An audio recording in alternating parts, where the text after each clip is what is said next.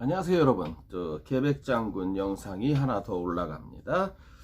예, 지금 여러분과 함께 나누고 싶은 말씀은 제가 9대 10, 아니 9대 10이 아니고 90대 10. 예, 제가 90은 그 멸공정신, 10은 기독교의 어떤 뭐 잘못된 부분이랄까 뭐 이런 거를 좀 이렇게 자성하고 스스로 반성하고 하는 그 영상을, 또 잘못된 점을 고치지 않고 있는 부분에 대한 비판을 올리겠다고 하지 않았습니까 제가? 그런데 지금은 이제 기독교에 관한 영상입니다. 교회가 망하면 나라가 망한다. 교회가 망하면 나라도 망한다. 그래서 그게 그 말이겠죠. 예. 근데 이 제목만 보고 들어오신 분께서는 야, 어떤 그 참된 신앙이니, 뭐 그렇다고 제가 사탄막이라는 뜻은, 물론 저를 사탄막이라고 하는 사람도 있긴 있습니다만은 그 사탄막이는 아니고요. 예, 또 교회가 망하면 나라가 망한다. 그암 물론이지. 아주 참된 신도가 좋은 영상을 올린 모양이구나. 하나님이 지켜주시고, 예? 성도의 기도가 있는데 그런 곳이 망하면 나라가 망하지. 아주 좋은 말씀을 하시려나 보다 라고 생각하고 들어오셨다면 죄송합니다. 조금 실망된 말씀을 올리겠습니다. 교회가 망하면 나라도 망한다에 대해서 조금 다른 관점의 말씀을 여러분 앞에 드리고자 하는 것입니다. 무슨 말이냐, 이런 거죠. 한마디로 교회가 망하면 나라가 왜 망하느냐. 이것은 이 교회가 대출받은 돈이, 은행으로부터 대출받은 돈이 너무너무 많아요. 그런데 그 돈을 교회가 제대로 변제를 못하고 문을 닫거나 망해버리면, 교회라는 거는 이 개인이 아니기, 그 어떤 개인의 사유재산이 아니고 이 공적기관이기 때문에 그 채무 변제를 해야 될 사람이 사라져 버립니다. 그러니까 다시 말해서 돈을 빌려준 은행은 그냥 돈을 날리고 마는 거예요. 예, 그렇다고 해서 A라는 교회가 은행 대출 빚을 다 못 갚고 문을 닫거나 망했을 때, 교회가 망했다는 게 좀 표현이 맞는지 모르겠습니다만 좌우지간, B라는 교회가, 우리는 주 안에서 한 형제 자매니 우리 교회가 대신 갚아주겠습니다 라고 나서는 교회는 대한민국은 물론 전 세계에 한 군데도 없습니다. 말로는 주 안에서 한 형제요, 우리는 한 가족이라고 하면서도 돈을 갚아야 되는 부채 문제에 대해서는 언제 내가 너와 형제 자매냐, 그건 너희 교회 프로블렘이다, 이제 이런 식이 되는 거죠. 자, 그러니까 이 교회가 저 교회의 빚을 안 갚아준다고 해서 저는 그걸 탓하는 게 아닙니다. 그건 또 어떻게 보면 좀 무리가 있는 얘기기도 하고요. 그래서 연간 은행에서 대출을 받아서 대출을 갚지 못해서 문 닫는 교회가, 연간 뉴스 보도에 의하면 연간요, 1년에 100개 이상의 교회가 그런 식으로 문을 닫는다는 거예요. 이 통계치에. 이게 얼마나 창피한 얘기입니까? 뭐하러 그렇게 대출을 받아요? 교회가 돈을 어디다 쓰려고요?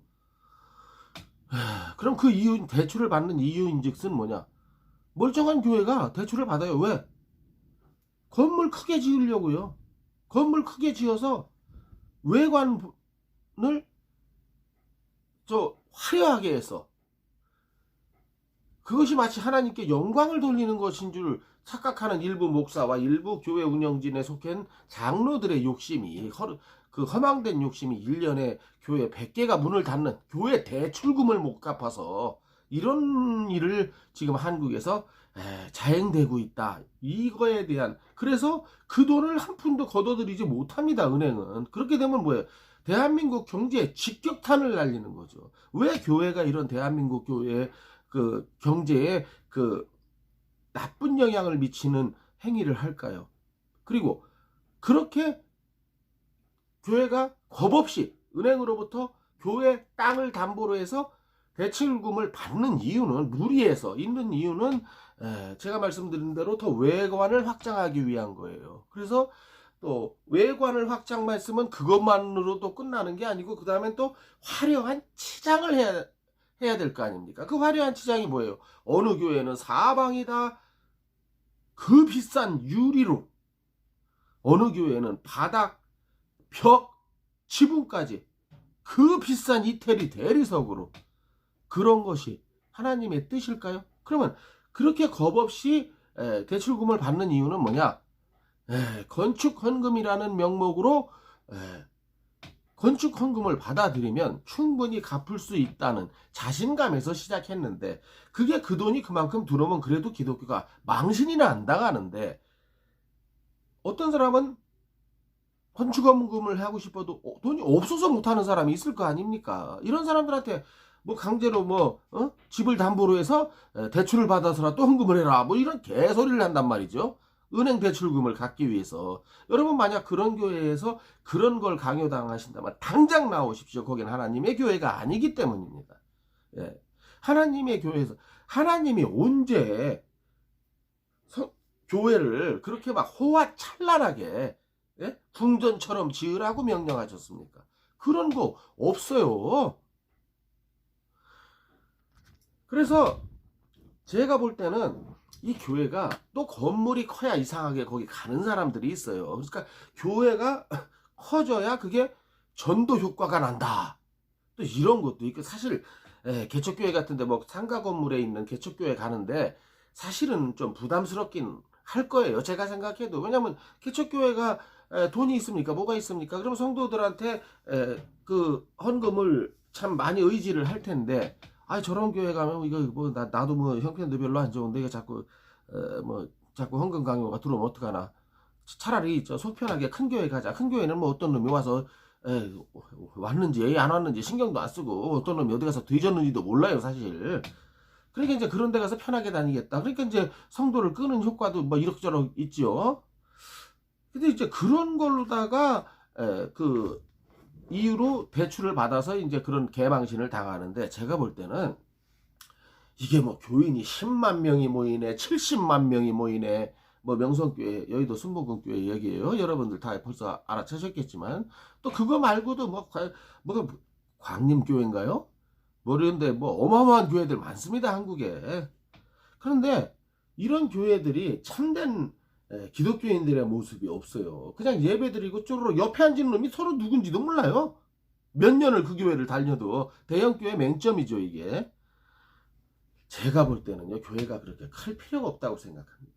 진짜 아름다운 교회는, 제가 어렸을 때 저도 그런 교회를 다녔습니다만은, 제가 볼 때 제 개인적인 생각입니다만은, 한 500명 내지 한 1000명 정도 사이에서 모이는 교회가 가장 아름다운 것 같아요. 그래서 서로 누가 누군지 서로 알아보기도 하고, 인사도 하고, 만나면 일주일에 한 번씩 만나서요, 세상에서 각자 세상에서 살다가 자기 직업대로, 학생이면 학교 다녀오고 해서 이제 주일날 만나서 서로, 아이고 학생이 장로님한테 인사하면, 장로님은 그래 홍길동아 일주일 동안 편히 있었느냐, 잘 지내느냐. 근데 지금 대형교회 가보세요. 장로들이 성도들 이름 몰라요. 그러니까 인사하는 몇몇이나 알지. 이게 이런 모습을 좋아하실까요? 이렇게 한 500명에서 1000명 정도 모여서 이렇게 서로 교제를 나누고 아름답게 인사도 하고, 목사가 성도의 이름도 알고 성도가 장로님의 조남도 아는, 이런 걸 하나님이 원하실까? 이 교제를. 그러니까 예를 들면 500명 정도에서 1000명 정도 모이는 교회에서는 어떤 여집사님이 아름답게, 내가 참 이렇게 김치를 담궜는데, 성도님 이렇게 조금씩 이렇게 이쁜 그릇에 담아서, 물론 그 그릇은 또 돌려주면 더 좋겠죠. 다음에 또 써야 되니까. 성도님 한번 맛 좀 보세요. 이거 참 아름답지 않습니까? 제가 옛날에 다녔던 교회가 바로 그런 교회였어요. 그리고 이게 넘버원이죠, 넘버원. 그런 게. 근데 예를 들어서 이제 생각해 봅시다. 강남구 압구정동에 있는 대형교회, 뭐 예를 들면 그곳에서 멀지 않은 충영교회, 아주 장로교에서 어마어마하게 큰 교회죠. 명성교회 못지않은 그런 교회에서 예를 들어서 어떤 여집사님이 김치를 담궈서 어떤 성도한테 제가 좀 담궜으니까 제 성의로 아시고 한번 맛 좀 보시죠 했을 때 아이고 감사합니다 하고 받아가는 줄 아십니까? 이게 아니에요. 아니 저를 어떻게 보고 이러세요? 제가 뭐 배추 사서 김치도 못 담궈 먹을 사람으로 보이세요? 참 기분 나쁘네 정말. 이거 그분이 언제 기분 나쁘라고 김치를 줬습니까? 아니잖아. 사랑을 준 거잖아요. 사랑을 준 것인데 이게 서로 모르니까 생기는 일이거든요. 그래서 아파트가 사람 살기 편하고 좋은 건 있습니다만 옛날 그 쌀이 되면 달고 살던 시절보다 나쁜 건 뭡니까? 옆집에 사는 놈이 거기 같이 10년을 살면서 옆집에 사는 놈이 누군지도 서로 모르고 살아요. 옆집에서 살인사건이 나도 모릅니다. 이게 아파트예요. 이렇게 단절된 생활을 하고 있어요. 뭐 땅이 좁아서 아파트를 세우는 한국의 현실도 있습니다만은 그래서 이런 10,000명, 100,000명, 100,000명이 모이는 이런 교회보다 조금씩 이렇게 모이는 교회가, 그리고 어느 교회가 500명에서 1,000명 정도에서 이렇게 됐는데 뭐 도저히 이제 더 이상 앉을 자리도 없어. 그럼 이제 앉을 자리가 없다는 이유로 자꾸 이제 확장을 하는데 그걸 왜 그렇게 확장을 하는지, 기독교를 예를 들어서 500명 정도 1,000명 정도에서 꽉 찼으면 더 오는 성도들을 갖다가 그 성도들을 받아들이고 그 성도가 이제 새 신도라면은 기왕에 있는 교회 성도들을 1,000명에서 1,100명, 1,200, 1,300으로 만들 게 아니고 100, 1,100, 1,200, 1,300에서 나오는 그분들을 개척교회로 보내주는 건 어떤가? 예? 그렇게 해서 기독교를 확장하는 게, 그러니까 한 교회가 이렇게 독식하는 방식이 아닌 그런 식으로 해서 개척교회로 보내줘서 그 개척교회가 다시 또 성장하고 그 개척교회가 1,000명이 단성됐을 때는 또 그 교회는 또 다른 개척교회 목사에게 보내주고 소형 목사에게 보내주고, 이런 게 진짜 하나님의 뜻이 아닐까. 이런 식의 교회 발전이, 이런 식으로 모여진 대한민국 1,000만 기독교인이 한 교회로 이 교회 100만, 저 교회 50만 이렇게 해서 생긴 1,000만 기독교인보다 낫지 않을까 하는 제 생각입니다. 김치를 갖다가 줬더니 날 거지로 하느냐. 언제 거지로 알았어? 이게 사랑을 준 거지. 바로 이게 대형교회 때문에 생기는 기독교인의 안 좋은 폐단이라는 것입니다. 그래서 이찬수 목사인가요? 제가 이제 한때는 존경했지만 요즘은 존경을 접고, 왜냐? 그 강대상에서 그 빨갱이 간첩 신영복을 존경했다는 말을 한 사실을 알고 저는 접었습니다. 왜냐? 아니 그 목사가 그거 하나 실수했다고 해서 당신 너무 쫀쫀한 거 아니냐 하겠지만은, 목사는 사람이니까 실수할 수 있습니다. 인정합니다. 그러나 목사가 돼서 죽는 날까지 해서는 안 될 실수가 있습니다. 여러 가지가. 뭐 십계명을 어기면 안 된다든지, 목사가 십계명을 어기면 뭐 그게 말이 됩니까? 그렇듯이 목사가 해서는 안 될 행위는 빨갱이를 강대상에서 존경한다는 말, 김일성을 존경한다, 모택동을 존경한다, 레닌과 스탈린을 존경한다, 뭐 김원봉 그 빨갱이 있지 않습니까?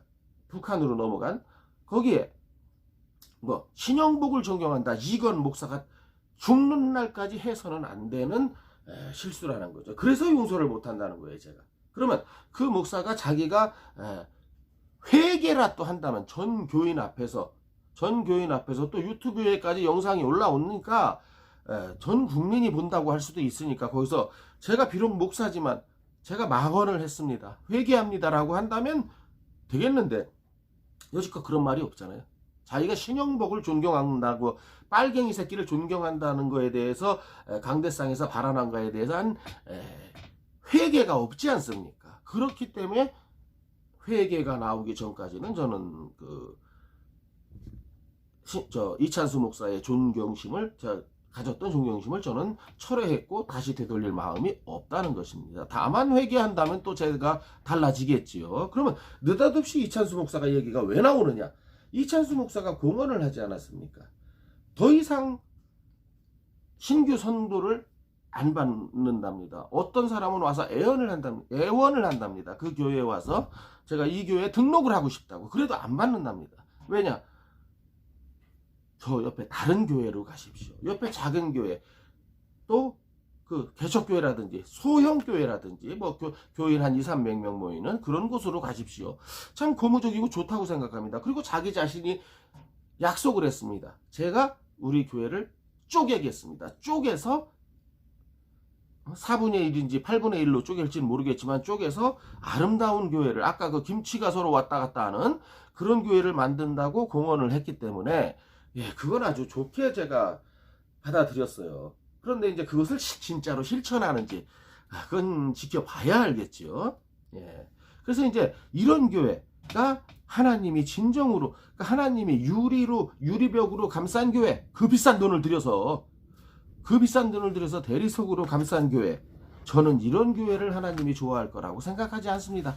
성도들끼리 교제를 나누면서 김치를 나눠 먹고, 또 그게 고마운 어느 또 모 집사님은 다음 주에 그분에게 빈대떡을 하나 만들어서 갖다 주는, 내가 빈대떡도 못 먹을 형편인 줄 아느냐, 강남의 사모님들처럼. 그런 게 아니고요, 사랑을 나누는 거죠. 빈대떡과 김치가 중요한 게 아니잖아요. 다 알아들으셨잖아요. 예. 그래서 이렇게 교회가 망하면 나라가 망하는데, 그 원인 중에 하나가 이렇게 그 무리한 대출금 때문이다. 그로 인해서 1년에 100개가 넘는 교회가 매년 문을 닫고 있다는 이 뉴스를 보면서 정말 개독교 신자의 한 사람으로서 얼마나 창피하던지, 500~600명의 교회를 유지하면서 이렇게 아름다운 모습을 갖고 그 교회로 교인이 넘쳐난다면 아이고 이게 웬 떡이야 하고 받아들이지 말고, 그걸 옆에 개척해서 고생하고 있는 개척교회로 보내주는, 이게 진정한 또 어떤 의미의 나눔이 아닐까 생각합니다, 저는. 그리고 이것이 바로 또 하나님이 원하는 교회의 참된 모습이 아닌가. 이찬수 목사가 내 교회가 아니죠. 이제 자기가 담임 목사니까, 그러니까 자기가 지금 심우하고 있는 이 교회를 이렇게 쪼개서 나누겠다.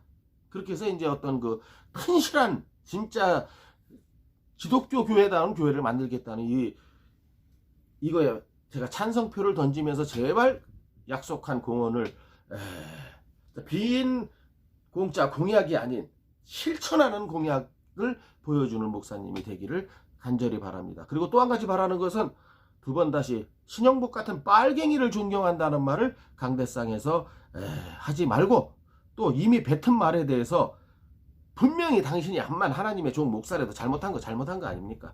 회개하시고요. 교인들 앞에 사죄하시고, 또 나아가 국민 앞에 사죄하고, 더 나아가 하나님한테 사죄하는 이찬수 목사가 되기를 간절히 기원합니다. 그 다음에 그렇게 해서 이제 하나님이 원하는 교회를 만들어 나가는 거, 이렇게 해서, 그리고 지금 현재 목사님들 모두 꿈이, 중소기업 사장이 꿈이 뭐겠습니까? 자기 회사 대기업으로 만드는 거죠. 좋은 거죠. 사람이 꿈이 있어야죠. 그런데 지금 현재 교회 목사님들, 당신의 꿈이 조용기요, 김사만이요, 그리고 뭐야 뭐 충영교회요, 뭐요, 교회 담임 목사 이름을 못 외웁니다만은 영락교회니 뭐니 사랑의 교회니 뭐 해가지고 그렇게 나도 우리 교회를 다 유리로 덮어야지, 그게 꿈이라면은 제발 꿈을 접으십시오. 여러분들 당신들이 신학대학에 입학할 적에 그 초심은 어디로 갔습니까?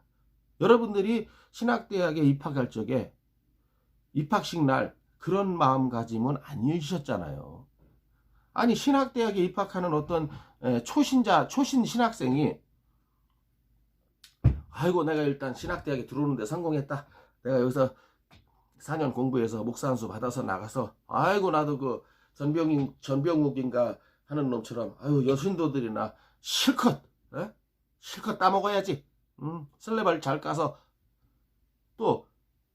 또는 나라고 왜 김사만이나 조영규처럼 떼돈을 못 벌겠어, 나도 람보르기니 한번 타봐야지.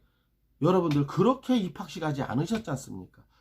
내가 하나님의 종으로 살아야지. 못 살아도 좋아. 나는 아스파트 길에 가는 사람이 아니야.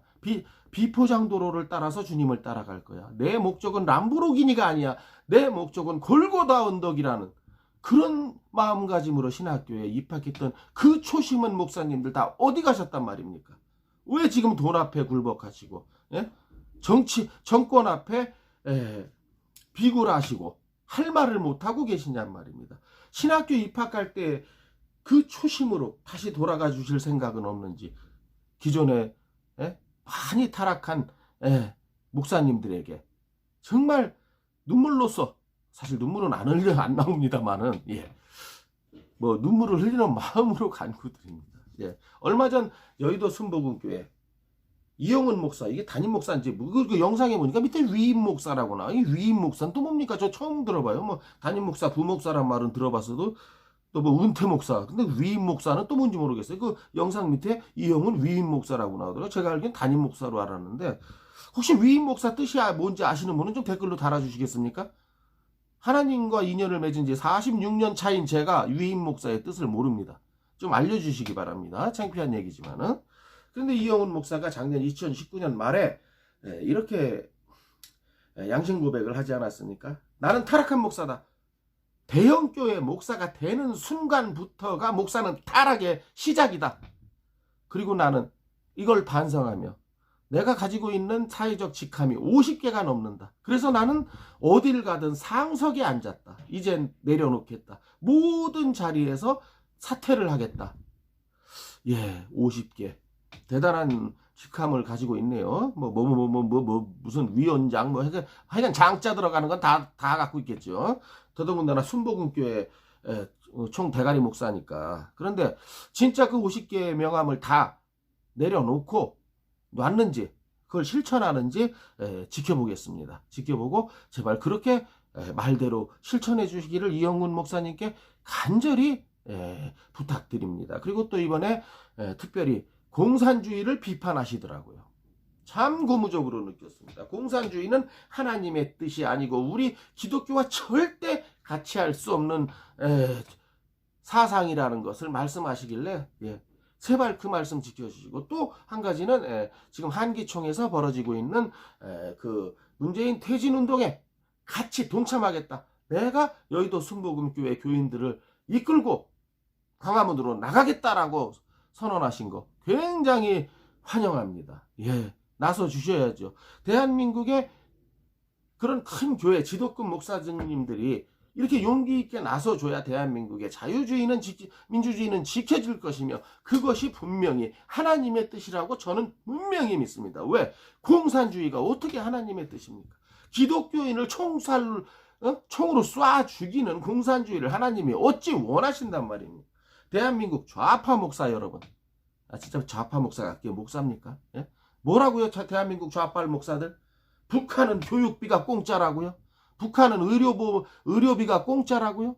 아니, 맹장 수술을 하는 북한에 다녀오신 그 우리 우파 목사님의 간증도 못 들으셨습니까? 맹장 수술을 하는데 마취제가 없어서 마취도 안 하고 생배를 찢어서 망장 수술을 한답니다.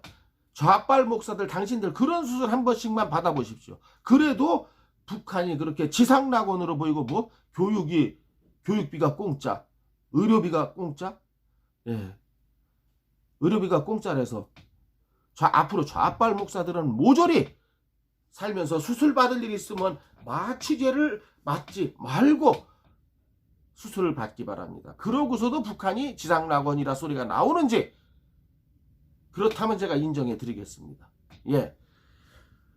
그래서 이 모든 것을 다 통틀어서 봤을 때 우선 무리한 교회 건축은 하지 말아야 할 것이며, 그로 인해서 대출금도 못 받아서 나라 경제에 파탄을 주는 역할을 교회가 해서는 안 된다는 것을 말씀드리고, 또 하나님의 아름다운 교회는 10,000명, 50,000명, 100,000명, 70만 명이에요. 여기도 이런 게 아니고요. 한 500명에서 1000여 명 사이에 아름다운 교제가 마을별로 마을 사람들의 어떤 그 마을 회관 같은 역할을 하는 교회가 가장 아름다운 교회가 아닌가. 그럼 옆에 있는 마을 회관 같은 교회인데 새로 개척교회. 왜 갑자기 개척교회? 개척교회 같은 곳으로도 성도가 가는. 이렇게 해서 이것이 진정 주 안에서 한 형제여 한 자매가 되는 것이 아닌가. 하나님이 기뻐하는 교회의 모습이 아닌가. 사방을 유리로 두르고 사방을 대리석으로 두른다고 해서 하나님이 이거 참 죄송스러운 말씀인데, 하나님한테 양해를 구하면서 한 말씀, 그러지 않으실 하나님이시기 때문에 교회를 유리벽으로 두르고 교회를 대리석으로 둘렀다고 해서 하나님이 낄낄대고 좋아하실까요? 절대 아니라고 저는 믿습니다. 예. 교인들끼리, 나의 자녀된 교인들끼리 화목하고 화기애애하고 김치를 나눠 먹는 모습에서 하나님이 더 환하게 웃을 거라고 저는 개인적으로 강력하게 믿는 바입니다. 그리고 여러분들도 저의 이 생각에 동참해 주기를 강요할 수는 없고요. 제가 뭐 목사도 아니고 뭐 아무것도 아니기 때문에. 근데 아마도 여러분들도 깨인 눈으로 바라보신다면 이것이 더 하나님이 원하는 교회가 아닐까라는 생각을 제가 오늘 한번 올려드리는 바입니다. 예. 동의하셨다면 구독과 좋아요로 이 계백장군에게 더 많은 용기를 낼 수 있는 힘을 주시면 고맙겠고요. 또 하나, 제 영상을 지금 처음 보셨거나 여러 번 보셨는데도 구독 버튼을 누르면 구독료가 나가는 게 아닌가 걱정돼서 못 누르신 분이 혹시 계신다면 유튜브 구독 버튼은 무료라는 것을 말씀드리고 걱정 말고 꾹꾹 꽉꽉 눌러주시기를 부탁드리면서 오늘 영상 마치도록 하겠습니다. 다음 영상에서 뵙겠습니다. 감사합니다. 안녕히 계세요.